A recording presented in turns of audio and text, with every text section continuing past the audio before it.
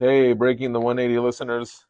So we've got a quick review to share for this week. We caught the Equalizer 3, the latest entry by Antoine Fuqua in his Equalizer trilogy. Apparently this is the last entry in the official movie trilogy, though there are rumors of a prequel coming up, but we'll talk about that later. So Normally we do these yeah, pretty much right after we got out of the theater, but on the day of our screening, we had other things to get to. So we're just going to do this yeah, now. Um, so it's still pretty fresh. I mean, we only saw it a few days ago. And I'll yeah. start off by saying, I think overall, because we're going to talk about the trilogy as a whole, I think overall, I think I liked the trilogy slightly more than you. Yes, but I to say the least. but the most I'll say is they're good. They don't really transcend that, but I'm more curious about what the movies actually are, especially after this third one. I mean, I just told Halsey it feels like Antoine Fuqua is actually really much more interested in telling stories about everyday people, the routines, the habits of the working class, because that's where these three Equalizer movies are at their best. Now, the best doesn't mean amazing, it just means the best compared to most other things. But then the only way that Sony and Columbia Pictures would fund that is if it was an Equalizer movie. Well, I think the movies are in the tradition of this genre that really kicks off into high gear with Taken, right in 2008 with Liam Neeson. This idea that we can take these established, slightly older leading men and recast them as just full throttle action heroes, which has worked in a lot of excellent movies, including Taken and was the movie Nobody with Bob Odenkirk. Well, the first Taken is Yes, good. I haven't seen Nobody, but people say it's quite it's good. it's really good, very well done. It's very self aware. It's got a great comedic touch to it. But Equalizer, I think, is Fuqua's attempt at jumping into that genre. but And yes, you're right. With a yeah. little trying to add the touches that have kind of defined his work. Fuqua, of course, he's best known for Training Day and uh, also his great debut from '98, The Replacement Killers. And you're right. He always has this kind of gritty realism to his films. They're always set in uh, modern American cities, and you always get a sense of the grit of life, of Very inner very city life. man-like. I mean, at least in the first one, I saw many more hints to like Thief in that one. At least in I think that's where we disagree. It's Yeah, not it's not perfect. It's not a but I it would. has sprinkles of that. Oh well, I think in terms of if we're talking about Michael Mann's influence, you can definitely see it in some of the visual choices. I think the first Equalizer for me is the most enjoyable because that one is the one that's more of a very upfront action movie, right? Where Denzel, he plays this guy McCall, who we always get hints of his past as a former CIA uh, Goon, assassin or yeah. hitman or whatever these guys are. And he's one of these characters who, of course, has a heart of gold deep inside and reads classic literature, but he can also teach you how to kill 20 guys with home appliances. 100%. And That first movie, especially talking about killing people with home appliances, you'll never see a power drill the same way. you'll never see a Home But Depot the the first same way movie after the first movie. feels the most like an indie movie, low budget, self-contained. It kind of shares the same spirit with Christopher McQuarrie's Jack Reacher from 2012, Oh, sure, I yeah. believe. That See, kind of that's a good thing. comparison, I think, yeah. Jack Reacher. Um, but I'll just say I like the second one the most. I think you liked the The, second one the least out of the three, right? Stylistically, I like the second one the least. I'll actually say I think Equalizer 3 has a bit more atmosphere. Equalizer 2, I just found completely absurd. For viewers, you may remember Equalizer 2. Uh, the best part is when it crescendos into a standoff in a hurricane. Because if we're gonna go after Denzel Washington, I mean, you better have a hurricane there. That was fun. I mean, you see, that's where kind of I think I saw more elements I liked in the second one. Um, I think it kind of continues with some of the ideas that were very briefly in the first one. You know, the idea that Denzel's character, in a way, standing in for what Mr. Fuqua likes, right? He's a Lyft driver. He's invested in this artist, uh,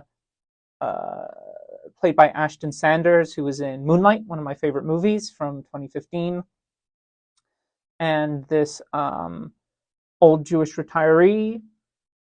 Like all those elements, I actually really liked. They felt very sincere. It feels like those are the kinds of projects he wants to make.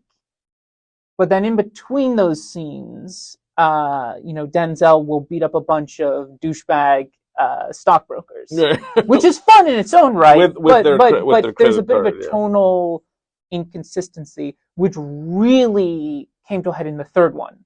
In the third one, it became very clear that Mr. Fuqua really, really just wants to make documentaries or docudramas just about like fishermen and ladies of the night and struggling painters. He is an excellent documentarian. He did one on Muhammad Ali about 4 years ago. That was very, very good on HBO. I invite listeners to go check it out. Going into 3, I think the issues with 3 is that it's very stylishly shot because it's Fuqua working with the master DP Bob Richardson, who is best known for working with directors like Oliver Stone. He won the Oscar for Martin Scorsese's The Aviator, and then he won the Oscar again for Once Upon a Time in Hollywood, the Tarantino film from 2019. So he gives this film a very rich palette, and he films Sicily with these rich shadows and these rich, deep colors. And the people. And the people, too. It has this nice document. I mean, the plot. I know what you say about the people, but the plot does kind of go into that typical. So, without spoiling, of course. No, this is just a first impressions type thing. So. McCall, played by Denzel, is now in Sicily pursuing gangsters who might have links to drugs being smuggled by ISIS out of the Middle East into Europe. But of course, he's also processing the demons of his past, because when you're a super assassin, you're haunted by your past. And the plot eventually involves McCall now taking on the Italian mob. And I think you're right. I think Fuqua's in love with the setting. I think he's in love with Sicily and the little details of life in this corner of Italy and the little rituals that go on. And I mean, even same in the first and second movies, but they got progressively better in that aspect. Yes, but here the script really just kind of amounts to nothing, really, unless it's like barely a plot. I mean, the best way I can describe it, and I have no other way than to just paint it with my fingers. Plot starts here, a little bit of plot here, then in the middle it's this giant ice skating rink. The majority of the film is here, and it's really fun to see the ice skating, but you're like, what is this all about? Yeah.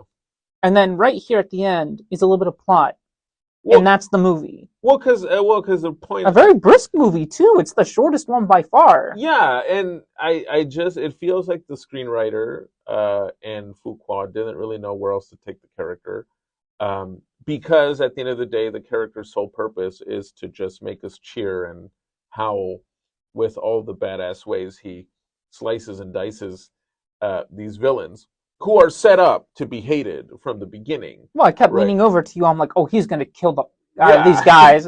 Well, yeah, because the film makes it easy for you to hate these villains because they're all one-note Italian gangsters with led by a guy who looks like he could just tour with Depeche Mode today, and uh, and of course they're muscling the community. Uh, I guess there's a kind of anti-gentrification subtext because these gangsters want to muscle the community in order to then turn this little corner of Sicily into a resort and hotel place or something. And there's also a nice cop in the town who is intimidated by these guys, And a nice old and a man. nice old doctor I who thought he was going heals to get everybody. killed, to be honest. Well, here's the thing with that character. I think these characters are set up, but they don't really amount to much aside from just cliche pieces to give the equalizer. Though, funny enough, in neither of these films is the name ever used. We just know he's the equalizer because of the title of the movies. Well, talking about Yeah. misused, Dakota Fanning is in this movie. Oh yes, that's right. I almost forgot about Dakota Fanning. Well, because the thing is, she's kind of set up that she's gonna have a purpose in the plot. Maybe she'll kick some ass or something. But then she's put out of commission, and that's it. Yeah, so you're right. Dakota Fanning plays a CIA operative And the who. big question is, why is Robert McCall helping her? Like, what is this? And Oh literally, yeah. it's answered in the last 2 minutes of the movie. And I shit you not, the movie just ends. Well, it's a big eye roll moment too, where you're supposed to go, oh, unless Unless you're invested in the big or lore of the Equalizer, or whatever, unless it's a setup for the sequel or something. or the Although prequel, or the rumor is the prequel might star Denzel's son, John David. John David Washington, as the younger McCall. Huh? Apparently, that's the rumor going around town.